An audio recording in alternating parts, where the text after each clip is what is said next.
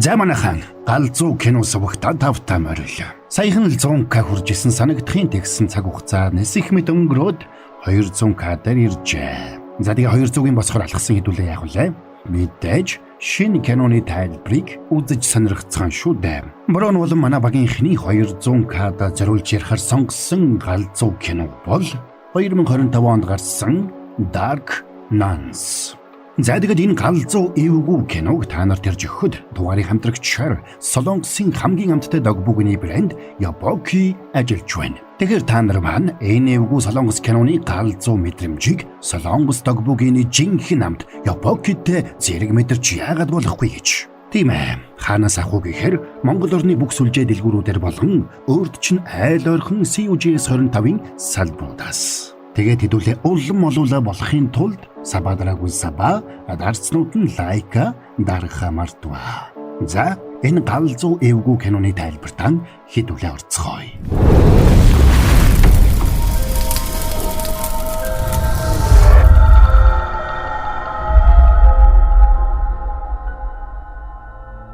За нэг шүн Гэлэнмаа Жуния аимшигтай явдал болж байгаа нэг байшинд дуудагдаад ирж байгаагаар кино эхэлнэ. Тэнд хийжүнгийн хүүд чөтгөр шүглж биеийг нь бүхэлд нь эзэмдэж. Хүүд шүглсэн чөтгөрийг хөөхөр ирсэн санваартан чөтгөрийг хөөж чадаагүй учраас Гэлэнмаа Жуния дуудагдаад ирсэн нь энэ. Гэлэнмаа Жуниаг ирэхийн өмнөхөн чөтгөр санваартан руу дайрч мөрөнд нь балиус зоосон учраас тийш орох маш аюултай байдаг.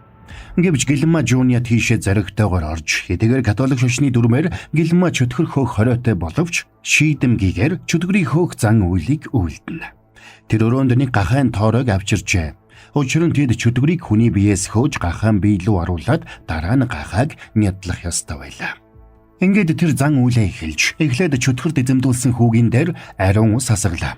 Тэгээд санвартны тусалгад ариун хонхыг дуургах тушаал өгөөд өөрөө хийж үүний толгойг барьж залбирал үйлдэж эхэлдэг. Тэрний залбирлын улмаас чөтгөр зовж шаналж хийж үүний чихнээс цус урссан ч өнөөх чөтгөр биеэс нь гарахгүй гүрийсээр. Тэгээд Гэлэнмаа Жуния чөтгөрөөс нэрийг нь асуухад цаадхан нэрээ хэлхийн оронд тэрнийг элдвээр харааж сүрдүүлж эхэллээ. Чихийн хаврыг үзэхгүй. Би чамайг хүний санаанд оромгүй үхлийн муугаар өөхүүлнэ. Та нар надаас бусдын тамд хорж чадсан байж болох ч намайг дийлэхгүй. Гэлэнмаа Жуниач тэрний сүрдүүлгийн үл тоож залбирлаа үргэлжлүүлсээр. Удалгүй чөтгөрч чимээгүй болж хийжүн хүү ухаан алдлаа.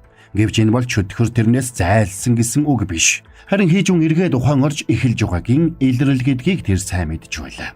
Тиймээс Гэлэнмаа Жуния хүүг католик сүмийн тусгай эмнэлэгт хэвтүүлнэ. Хүүгээ эмнэлэгт хэвтүүлсний дараа ээж нь эмнэлгийн захирал доктор Паулод хүүн чөтгөрс эзэмдүүлсэн тухай чөтгөрийг нь хоёрч санваартан ирээд хөөж чадахгүй байсан гэдгийг тайлбарласан ч доктор Паула энэнд нэгдэггүй. Тэр орчин үед чөтгөр хүнийг эзэмдэх боломжгүй гэдэгт хатуу итгэдэг нэгэн байдаг. Тиймээс ч тэр альва чөтгөр сүнс юу ч вэ хүний биеийг эзэмдэх боломжгүй гэж тэр хийжүний ээжэд тайлбарлана. Таны хүү чөтгөрт эзэмдүүлээгүй. Харин олон хүний дүрд хувирдаг. Олон туйлд сэтгцэн эмгэгтэй учраас тийм байгаа юм. Тэр өдөр Гэлэнмаа Жуниаг ихч ирж байж хүүг маань чөтгөрөөс чөл болж өгсөн. Ингэж хэлэхдээ доктор Паула гайхна. Учир нь католик Гэлэнмаа чөтгөр хөөх ёсгүй гэдгийг тэр сайн мэдж байлаа. Энэ үеэр католик сүмийн зөвлөл Гэлэнмаа Жуниаг дуудаж байцаана. Нөхцөл байдал маш муу байсан учраас чөтгөрийг хөөхөөс арга зам байгаагүй. Би нөхцөл байдлыг тогтворжуулсан болохоос чөтгөр одоо ч хүүгийн дотор байгаа. Тэгээд Жуниа тэдэнд чөтгөр хөөх талаар мэрэгшсэн эцэг ламтан Ким эсвэл эцэг ламтан Чой нарыг Ромоос дуудуулж хүүд шүглчээд гарахгүй байгаа чөтгөрийг хөөлгөх хүсэлтэй байгаагаа хэлдэг. Учир нь хүүгийн дотор нэгээс олон чөтгөр байгаа гэдэгт тэр итгэлтэй байлаа. Тэдний нэг нь маш хүчрхэг учраас нэрээ хэлэхээс хүртэл татгалцсан гэж тэр бас тайлбарлана. Гэвч сүмийн удирдлагууд Гэлэнмаа Жуниагийн үгийг чухалчлан хүлээж авалгүй өнгөрдөг. Дараа нь Гэлэнмаа Жуния хүүгийн биед шүглсэн чөтгөрийг хөөх гэж оролдоод бүтлгүйдсэн санваартан дээр очдог. Тэр Жуниад тухайн хэргийн нарийн ширээнийг ярьж хүүгийн зурсан учир битүүлэг зурагнуудыг дамжуулж өглөө. Тэгээд энэ чөтгөрийг зайлуулах үүргийг тэрэнд таалгана. Тэгээд Жуниаг тэндээс гарч явхад санваартны бие гэнэт хачин болж эхэлдэг. Тэгсэн чөтгөрийн хүч тэрний ч биед бас шингэсэн байж. Учир нь аливаа санваартан чөтгөрийг хөөж чадаагүй бол тэр чөтгөртөө өөрөө эзэмдүүлдэг ажээ. Дараа нь Гэлима Жуниа сүмийн эмнэлэгт очиод доктор Паулотой уулзаж Хижүүн хүүд шүглсэн чөтгөрийг зайлуулах зан үйл үлдэх хүсэлтэй байгаагаа хэлсэн ч цаадхан зөвшөөрсөнгүй. Учир нь доктор Пауло тэрний ярианд үнэмшихгүй байлаа. Тиймээс Хижүүнийг эмнэлгээс гаргаж чөтгөр зайлуулах зан үйл хэлэхийг зөвшөөрдөг. Хижүүн миний өвчтөн байгаа цагт би ийм хад шимийг хизээч зөвшөөрөхгүй. Би ямар ч үнээр хамаагүй Хижүүнийг аварна. Яаж ийж байгаад чөтгөрийг хөөхөл болно. Энэ үеэр хүүгийн ээж рүү хүмүүс утсаар ярьж зээлүүлсэн мөнгөө нэгхэж дарамталцгаана.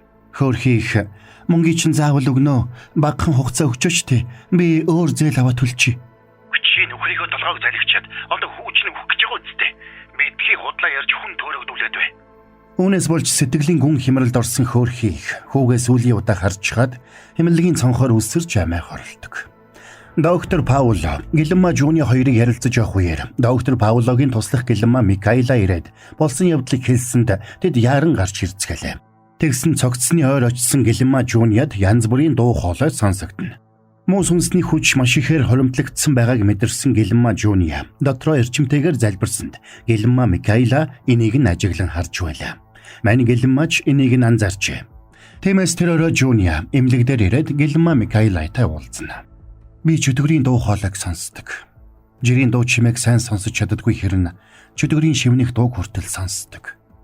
Чи ч бас надтай адилхан биз дээ. Бөө болох гэж байгаад болоод Гэлима болсон чинь үүнтэй холбоотой юу? Эмнэлэгт ажиллах юм бол илүү дээрдэн гэж бодсон уу? Ингэж тулгаж асуухад Микаэла элтэд эвгүүсэж тэндээс босч явах гэсэн ч Жуниа тэрнийг зогсоолоо. Хижүүний ээжийн оршуулгыг зохион байгуулад доктор Пауло хэсэг зурсатаарна. Энэ үеэр бид чөтгөрийг зайлуулах хэрэгтэй байна. Гэхдээ та яагаад ингэтлээ их улаарад байгаа юм бэ? Хэрвээ хүүг энэ чигээр нь орхивол тэр гарцааг үхнэ. Надад чиний тусламж хэрэгтэй байна. Чи шавны учраас чамайг тэрсэж гэлэхгүй. Би чамаар чөтгөр хөөлгөхгүй. Зүгээр л хүүг эмнэлгээс оргуулахад надад тусал. Ингэж мань Гэлима шаардаад Хижүүнтэй холбоотой бүх материалуудад хоронд хийгээд өгсөнд аргагүй байдалд орсон Микаэла тодорхой хариу өгөлгүй тэндээс явдаг. Гэртээ ирсэн хойно Микаэла торонд байсан эд зүйлсийг нэгднэгэнгүй үзэж касетнуудыг сонсож үзсний эцэст Библи дотор нуусан хөзрийг гаргаж мэргэлж эхэллээ. Тэр хөзрийн мэргээр ирээдүг харах чадвартай байж. Тэгээд тэр хоёр хөзөр сугалсанд нэг нь чөтгөр, нөгөөх нь тэргүүн тахилж байлаа. Энийг харахтаа тэр өмнө нь амьдралд нь тохиолдсон үйл явдлыг дурсан санана. Тэр эхэндээ эгчтэйгээ хамт хөзрөөр мэргэлдэг байж. Тэр хоёр хоёулаа чөтгөрийг мэдэрдэг хүчтэй. Гэвч эгчт нь чөтгөр шүглж амиа хорлжээ. Тэр цагаас хойш эгчийнхэн сүнс Микаэлад дахин үзэгдэж айлгаж цочоох болсон байна. Микаэла муу сүнснүүдийг холдуулах гэж лам бөө янз бүрийн аргаар үзсэн ч тус болсонгүй. Тиймээс тэр одоо ч үе аимшигтай үзэгдлүүдийг үздэг байж. Тэр шүн Микаэла хар дарж зүүдлээд цочиж сэрсэнд удсан дуурч байна. Удсаа хартал Гэлима Жуниа байлаа. Дахиад л ямаа зүудэлсэн үү? Би ёрийн муу зүйлсийг сайн мэдэрдэг шүү. Чи миний саналыг бодож үзсэн үү? Маргааш тэр хоёр Хижүүн хүүг эмнэлгээс хулгайлаад Инчонд байх нэг удган руу явлаа. Тэр удган өмнө нь Гэлима Жуниатай хамт Гэлима байсан ч явцын дунд удган болсон байж. Тэр ч бас хоёр Гэлимагийн адил чөтгөрийг мэдрэх хүчтэй байлаа. За ингээд тэд хамтдаа чөтгөрийг зайлуулах зан үйлийг үйлдэж эхэлнэ. Тэд эхлээд усаар ариусгах ёслол хийж Хижүүнийг голын усанд оруулдаг. Ингэхдээ хажуугаар нь харангийн дахиануудыг голын ус руу шиднэ. Учир нь хүний биеэс гарсан чөтгөрүүд дахианы биед шингэсний дараа тэднийг алах ёстой байлаа. Гэвч жихүүнд шүглсэн чөтгөр хэтэрхий хүчтэй учраас чөтгөрийг зайлуулах гэсэн оролдлого нь талаар болж ус руу шидсэн бүх дахианууд нь үхжээ. Чөтгөрийг хөөх гэж оролцсон удганч өөрөө шархадж энийг харсан Микаэла цожирдлоо. Ингээд аргагүй байдалд орсон тэд Хижүүнийг аваад эмнэлэг рүүгээ буцацгаана. Микаэла Хижүүнийг доктор Паулод хариуцуулж үлдэхийг хүссэнд Жуниа хэлнэ. Тэгвэл эмнэлэгт байгаа хүмүүс аюулд орно. Та одоо асуудлаа өөрөө шийдээ. Би танд дахиж тусалж чадахгүй. Үүний дараа доктор Паула Гэлима Микаэлаг зэмлэнэ. Гэлима Жуниаг би сайн мэдэхгүй болохоор тэр хүний талаар юм ярихгүй. Харин чи яаж байгаа юм? Харин галзуураагүй үсттэй. Энэ чинь чөтгөрт эзэмдүүлсэн асуудал биш, сэтгцийн асуудал. Чи ч бас 17 жилийн өмнө ийм асуудалтай байсан биз дээ. Харин энэ дээрээ дидгэрсэн. Чи тэр үзэгдлүүдэд дахиж харахаа болсон биз дээ. Микаэла хариуд нь тийм ээ болсон гэж худлаа хэлнэ. Би чамайг хэмчилсэн шиг Хижүүнийг ч бас хэмчилнэ. Гэж хэлсэнд Микаэла толгой дохиод тэндээс гарч явлаа. Тэгээд Микаэлаг өрөөнөөс нь гарч коридороор явж байтал нэг хөгшин эмэгтэй ирээд гарыг нь барьж би хүү рүүгээ явлаа. Танд маш их баярлалаа. Баяртай гэж хэлдэг. Гэж хэлсэн даруйда тэр хүний бие харалснаа алга болчихсонд Микаила яаран эмнэлгийн нэг өрөөнд гүйж ирсэнд тэр хүн дөнгөж түрүүхэн нас барсан байлаа. Оройн гэртээ ирсэн хойно Микаилагийн сэтгэл үүмрээд тайван сууж чадсангүй. Тэр нь дээлдэв зүйлс үзэгдэх мэт санагдаж хийж юунд туслахаас татгалцсан учраас ийм зүйл болоод байгааг тэр дороо мэдэрнэ. Тэгээд арга бараад Гэлэнмаа Жуниа дээр очиж доктор Пауло хийж юуныг эмчлэхээр зилүүд орчих нэгсэм рүү авч явсан гэж мэдэгдлээ. Тэгээд тэр хоёр машиндаа суугаад тэдний араас яаран хөдөлцгөнө. Явах замдаа Микаила өмнө нь тэр сүмд эмчлэгдэж байсан гэдгээ Жуниад хэлдэг. За тэгээд тэд явсаар нэг манан буудан хөшөлтсөн газарт байх зилүүд сүмдэр ирлээ. Тэднийг ороход доктор Пауло шоконд орсон байдалдаа зогсож байлаа. Тэр хийж юуныг сүмийн гол танхимд оруулаад хаалгыг нь дарсан байна. Өнөөх чөтгөр хийж юуны дотроос ярьж байна. Чи хоёр Гэлэнмаа дагуулж ирээ юу? Чи намайг Микаилагийн их шиг туршилтын тулаа болно гэж бодсон уу? Том загалмай авчираад бүхнийг шийднэ гэж бодсон уу? Тэнийг амтан чи удахгүй байгаа бүхнээ алдна. Үеэл чин цэргээс зогтож угаад тэнсэн суманд оногдож тарихаа зад буудуулж үхнэ. Маргааш нэгч чинь өөрийгөө дүүжлэнэ. Тэгээд чи ээжээ галзуурах болно. Тэгэхэд ухаангүй болсон доктор Пауло өөрийгөө багалзуурдаж боож эхэллээ. Микаила тэрнийг зогсоох гэж ноцолдож эхэлсэн бол Гэлэнмаа Жуниа шууд л чөтгөрийг хөөх ажилд орно. Тэр хамгийн түрүүнд ариун усаа гаргаж дээрээс нь алгаа зүсэж цусаа дусаагаад тусгай залбирал үйлдэж эхэлдэг. Тэгсэн хийж юуны дээр байсан аврах том загалмай савлсаар яг дээрээс нь унлаа. Энийг харсан Жуниа хар хурдаараа гүйж очиод хүүг амжиж холдуулна. Чөтгөр ууралж Жуниаг багалзуурдаж аваад энэ хүүгийн бие чамд тийм чухал юм уу гэж боож эхэлсэнд азуулахад Микаила амжиж ирээд дээрээс нь ариун ус асгасанд хүү тэр мөчөд чөлөөлөгддөг. За sorry байж гэрэ. Бурууны гялсныг реклам алгадаа. Энэ эвгүй киноны галзуу хэсэг эхлэхээс өмнө халуун уур савссан энгийн биш эгэлгүй том галзуу амттай гомонг санал болгоё. Бусад гомонгоос 2 дахин том. Дэлхийн стандартуудыг бүрэн хангасан өвхөр дахиа гахаа гэд 3 төрлийн шүлтэй Нанжин нутгийн гомон. Ханаас ах уу гэхээр Монгол орны бүх сүлжээ дэлгүүрүүдээр болон өөрт чинь аль орхон CUGS 25-ын салбартаас. Та Нанжин нутгийн шүлийг амталж үзсэн үү? Том юм аа. Тийм шүү. 2 дахин илүү гомонтой. Хансаад алжаал тайлж. Аргагүй дээ. 6 цаг буцлагсан ясны шүл юм. Ондоо юм аа. Учир нь дорны шилдэг жор юм. Нанжин нутгийн шүл жаргааж штэ. Аривн шимтэй ясны шүл, Нанжин нутгийн шүл. За тайлбартаа эргээд орцгоё. Ухаан орсон хүү хэлнэ. Би энийг цаашаа тэсэхгүй. Намайг алаад өгөөч. Би чамд итгэж байна. Бид хамтдаа энийг давж чадна. Одоо жаахан л тэсчих. Тэр өрөө эмнэлгийн гадаа Жуниа Микаила 2 кола унгаа ярилцсан. Та яагаад ингэтлээ зогсолтгүй тэмцдэг юм бэ? Чи бол мангас. Би ч бас. Бурхан биднийг зоригтойгоор ингэж төрүүлсэн байх. Би их зовлон үзсэн ч бүгдийг даваад гарсан. Тэр бүхэнтэй нүүр тулаад давсан нь дээр байдаг. Чөтгөрд эзэмдүүлсэн байсан ихээс мэндэлсэн хүүхэд Микаила Жуниа болон тэдэнд тусалж байсан бөө шиг сүнсийг мэдрэх онцгой мэдрэмжтэй төрдөг байж. Энийг сонссон Микаила чөтгөрийг ялах гол түлхүүр нь юу байдаг юм бэ? Гэхэд гэмшил болон чөтгөрийн жинхэнэ нэр гэж Жуниа хариулдаг. Маргааш нь Микаила Жуниад хүзрийн мэрэгнийхээ талаар зааж өглөө. Тэр хүзэр нь дундад зууны үеийн Европын сүмүүдээс гаралтай тухайн үе тэдгээр хүзрнүүдийг санваартнууд чөтгөр зайлуулахад ашигладаг байж. Тэрээр хүзрөөр дамжуулаад чөтгөрийн нэрийг олж мэдэж болох байх гэж бодно. Бас үүнээс гадна хүчрхэг чөтгөрийг хөөхөд 3 дахь хүний туслалцаа хэрэгтэй гэж тэр үзэж байлаа. Тиймээс Жуниа чөтгөрийг хөөх гэж оролдоод бүтлгүйдсэн ихний санваартан дээр очиод туслалцаа авах гэсэн ч цаадах нь биеийг муудаж тэрэнд туслах ямар ч тэнхэлгүй болжээ. Тэрний дотор чөтгөр шүглсэн байгааг ойлгосон Жуниа тэрнээс чөтгөрийг зайлуулад тэндээс гарч явдаг. Тэгэд мань 2 Ватиканаас ирсэн католик сүмийн төлөөлөгчдөөс эцэг ламтан Ким болон эцэг ламтан Чой нарыг ирүүлж чөтгөрийг хөөлгөх хүсэлтэйгээ хэлсэн ч цаадуулна боломжгүй гэсэн хариу өгнө. Гэхдээ тэд мань 2-т чөтгөрийг зайлуулахад тустай чөтгөрийн нэр амьтны нэртэй адил байж болзошгүй. Гэсэн сэжүүрийг өгч тэдэнд чөтгөрийг зайлуулах эрх мэдлийг албан ёсоор зөвшөөрч өглөө. Жуниа тэдэнд энэ чөтгөр маш хүчтэй учраас санваартанд хүртэл шүглж чадсан. Тийм учраас бидэнд та нарын туслалцаа зайлшгүй хэрэгтэй байна. Тэгсэн цаадуулна. Бид та нарт бүх боломжоор туслана гэж хэлээд яваад өгнө. Аргагүй байдалд орсон мань хоёр өмнө нь тэдэнд туслах гэж оролдсон удган дээр явж очлоо. Тэгсэн цаадхан татгалзаж удахгүй бүдэн саргаарна. Үүнээс өмнө та нар амжиж чөтгөрийг зайлуулахгүй бол чөтгөр улам хүчтэй болох нь гэж анхааруулдаг.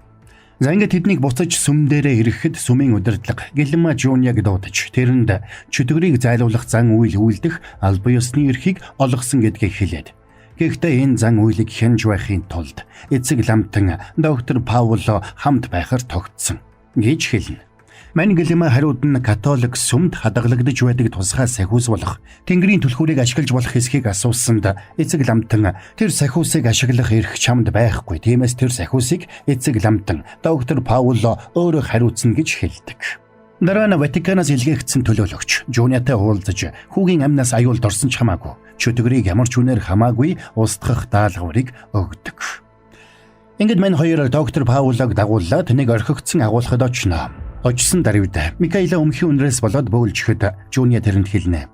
Чөтгөр угтаа хүртэл ялзарсан байдаг учраас үнэр нь төвчхийн аргагүй байдаг. Аз улахад хүмүүсийн үнэрлэх чадвар сул байдаг учраас ёрын муугийн үнрийг төдийлөн анзаардаггүй юм. Удалгүй орой болоход тэд агуулах руу тэрэгэнцэр дээр суулгасан хийжүүнийг төрсөөр дотогшоо орцгоно. Нөгөө талд ойролцох нэг бомбтон дээр цүнхэнд хийсэн сахиусыг доктор Пауло ламтан хүлээж аваад тэдэн лөө хөдөлдөг. Тэр хооронд мань хоёр чөтгөрийг зайлуулах бэлтгэлээ хангаж хийжүүнийг оронд хэвтүүлж бэхлээд зан үйлээ эхлэхэд бэлэн болно. Энэ үеэр Жуниа Микаэлад чөтгөрөө чиний айдсыг мэдэрдэг учраас битгий хайгаарай гэж санууллаа. Удалгүй доктор Пауло ирээд тэдэнд сахиусыг өгч тэр хоёрыг өрөөж залбирснаар тэд чөтгөрийг хөөх зан үйлээ эхлүүлдэг. Гэвч тэднийг залбирч эхэлсэн ч чөтгөр ерөөсөө нөлөө авахгүй байлаа. Учир нь чөтгөр урдынхаасаа илүү хүчтэй болжээ. Удалгүй хийжүүн миний ээж хаана вэ? Би ээж дээрээ очимоор байна гэж гуйсанд Ватиканаас авчирсан сахиус болох Тэнгэрийн түлхүүрүүдийг Жуниа авчираад тэрэнд ойртуулж Библийн судраас уншиж эхлэхэд хийжүү хүчтэй татхунж байснаа ухаан алдлаа. Удалгүй хийжүүн ухаан орсон ч тэрний амар чөтгөр ярьж би чиний эрхийг алсан. Би чиний эрхийг алсан гэж хашгирч эхэллээ. Энийг сонссон Жуниа хийжүүний цээжин дээр түлхүүрүүдийг тавиад дарсанд чөтгөр байж ядан хашгирч буцаргаараа аваач гэж бас хашгирна. Үүнтэй зэрэгцээд өрөөнд байсан эд зүйлс савлж хөдлөнө. Байдал буруугаар эргэж болзошгүй байгааг ойлгосон Жуниа авчирсан ариун усаа дээрээс нь асгасанд чөтгөр намжиж хийжүүн дахиад ухаан алддаг. Дараа нь Жуниа хэлнэ. Чөтгөр эзний нэрээр би чамд тушааж байна. Надад нэрээ хэл. Миний нэрийг иймэрт асууж байгаа юм уу? Гэж нөхөр тавлнаа. Тэгээ Жуниаг үргэлжлүүлээд асуусаар байсанд өндийж ирээд чи хэвлэдэг хавтраасаа болоод хүүхэд төрүүлж чадлагүй үхэн. Гэхдээ Жуниа уурлаад чи бол сул дорой хүмүүсийг эзэмдэж заваадаг өчүүхэн сул дорой амтан тулалдах цаг болоход могоо загас шиг бултаж зүгтдэг чамаас би айхгүй гэж хэлээ. Тэнгэрийн түлхүүрээ гаргаад цээжин дээр нь дахиад дарсанд чөтгөр байж ядан орилсоор байсан ч хийжүүнээс гарахгүй л байлаа. Тэгснэ Жуниаг түлхэж унгаана. Би энэ мөчийг 233 жил хүлээсэн. Би 1791, 1846, 1866 онд ч тэнд байсан. Та нарын биширдэг 103 итгэлийн баатруудыг амиа алдаж байхад ч би тэнд байсан. Харин одоо бид хүүхдүүдийг ална. Энэ хүүгээс эхлээд дараа нь 292, дараа нь 471, эцэст нь 2340 болтол нь алсаар байх болно. Энэ хүү бол эхэлнэ. Гэхдээ Жуниа босч ирээд бид гинэ бид олуулаа боловч нэг легионоор хамгаалуулсан аймхад чөтгөр юм бидтэй. Тэгвэл надад нэрээ хэл. Чи надтай тушааж ярих хэрэггүй. Тушаах гэж байгаа бол эрх мэдэлтэй тушаа. Чадахгүй бол өвдөг сөгдөөд гойсон чин дээр. Гэхдээ Жуниа бууж өгөхгүй нэрээ хэл гэж тулган шаардсаар байлаа. Гэвч чөтгөрийн нөлөөгөөр Жуниагийн хажууд байсан тавиур нурж тэрнийг дарах шахсанд Микаэла амжиж холдуулна. Энэ үеэр тэдний найз удганы шав тэдний байсан агуулгын гадаа ирээд бас л чөтгөрийг хөөх зан үйлийг үйлдэж эхэллээ. Учир нь тэр хоёр бөөгөөс чөтгөрийг зайлуулахад нь туслахыг хүссэн нь тэр байж. Хэдийгээр тэр туршлагагүй боловч тэдэнд туслахыг зөвшөөрчээ. Гэлэма Жуниа босч ирээд Микаэлаг надад Гэгэн Петрийн бичээсийг түлхүүртэй хамт авчир гэж хэлсэн ч тэр бичээсийг хэн нэгэн юу ч устгачиж. Энийг харсан өнөөх чөтгөр инээж энэ удаад Микаэла руу хандаад чи муудхан христийнхний хувцаар өөрийгөө нууж чадна гэж бодоо юу? Чи бурхнаасаа илүү итгэдэг нөгөө хөзрөө гаргаж ирэхгүй юм уу? Гэж тавлахад шарн хөдөлсөн Микаэла бид ингээд дуусчлахгүй надад юу хийхийг заагаад өг гэж гуйж эхэлнэ. Тэгсэн цонхоор чөтгөр хөөх зан үлийг үйлдэж байгаа бөөгийн чимээ сонсогдсонд чөтгөр тавгүйцэж эхэлдэг. Энийг анзаарсан Жуния босч ирээд дахиад нэг залбирал үйлдээд чөтгөрийн дээрээс ариун усыг асгасанд чөтгөр байж ядан хашгирч эхэлдэг. Үүнтэй зэрэгцээд бөөгийн дээрээс хүнд юм унсан ч залуу бөө хамжиж бултаж чадлаа. Тэгээд тэр үргэлжлүүлээд бөөлсөр байна. Харин байшин дотор 2 гэлэнмаа залбирсаар. Тэгээд Жуния тэнгэрийн 2 түлхүүрийг нийлүүлж ариун ороолтоор ороогоод амруун чихэж нэрийг нь асуусанд чөтгөр байж ядсан ч нэрээ хэлдэггүй. Тэгсэн Жуния дээрээс нь ариун тос асгасанд чөтгөрийн хүч илэрхий суларч байгаа нь мэдэгддэг. Тэгээд хийжүүн ихчээ намайг авраач гэж гуйж эхэлнэ. Энийг сонссон Жуния хэлнэ. Хэрвээ чи надад нэрээ хэлчих юм бол би чамайг биедээ оруулъя. Гэвч чөтгөр эсэргүүцсээр өөрийнхөө нэрийг өөрөөр хэлж тойрогдуулах гэж оролдсон ч Жуния тэрнээс жинхэнэ нэрийг нь асуусаар байдаг. Эцэст нь байж ядсан чөтгөр тэрэнд Гамигин гэж нэрээ хэлсэнд мань 2 гэлэмаа залбирч тэрний нэрийг дуудаж эцэг хүү ариун сүнсний нэрээр чөтгөрийг нийгэмхөөлөө. Ингээд чөтгөр муухай хашгирсаар хүүгийн биеэс гарч явахдаа агуулгын эргэн тойрныг сөөрүүлж бүхэлд нь шатааж орхино. Тэгээд өнөөх чөтгөрийн сүнснүүд муусны хоолоод байсан хулганууд руу орсонд нөгөөдөл нь галзуураад хот руу гүйлдээд явна.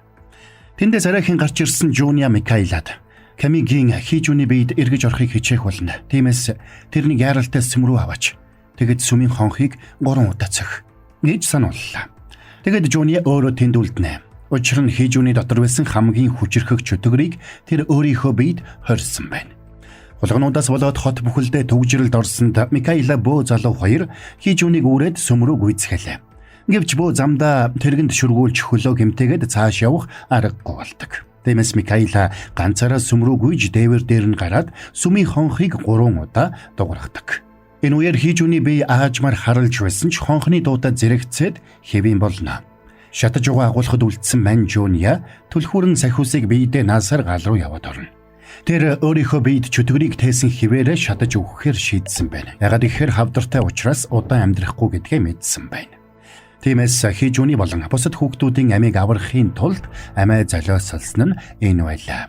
За вэжгээр тайлбар дуусгаас өмнө бүрэн гэсний юм хэлээдгий. За тэгээд 200k-гийн спешиал болж сонгогдсон энэ галзуу эвгүй киног та нарт ярьж өгөхөд Солонгосын хамгийн амттай догбүгэний брэнд Yapoki хамтран ажиллаа. Ширхэг бүрдээ хайр шингээсэн Солонгосын жинхэнэ догбүгэний брэнд Yapoki халуунагуудтай бэслэгтэй чихэрлэг гоймонтой гоймонгүйгээд сэтгэлд тань тохирох өргөн сонголттойгоор Монгол орны бүх сүлжээ дэлгүүрүүдээр болон өөрчлөн аль орхон CUJS 25-ын салбаруудаар худалдаалагдж байгаа шүү.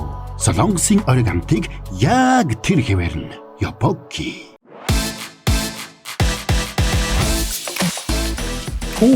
Ийм супер амтыг яаж зохиодог вэ наа? Маш сонирхолтой. Дэлхийн брендийг хаанаас ч хизээч. Guys, Yapoki гэдмээр санагдвал Yapoki юм биш.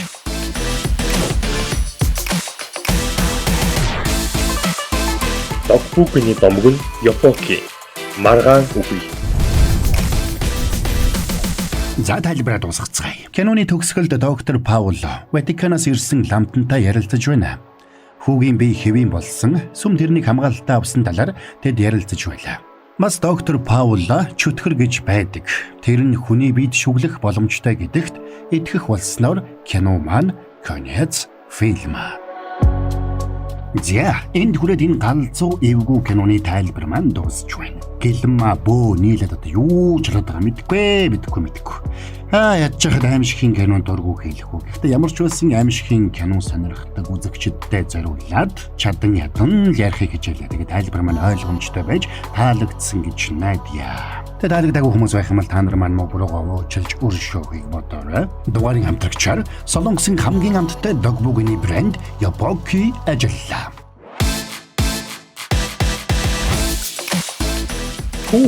Ийм супер амтыг яаж зохиодог вэ наа? Маш сонирхолтой. Дэлхийн брендийг хаанаас ч хизээч. Guys, Yapoki гэдмээр санагдвал Yapoki юм биш.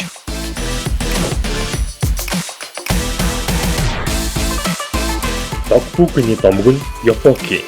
Маргаан үгүй. За тэгээд та нар маань бурууга буюу галзуу кино сувгаад дэмжихийг хүсвэл саба дараагүй саба адарсан бол лайка дарахтал тэгээ болоо явчих юм шүү. Хэдүүлээ тэгээ дараагийн бас нэгэн галзуу киноны тайлбараар тун удахгүй эргээд уулзцгаая.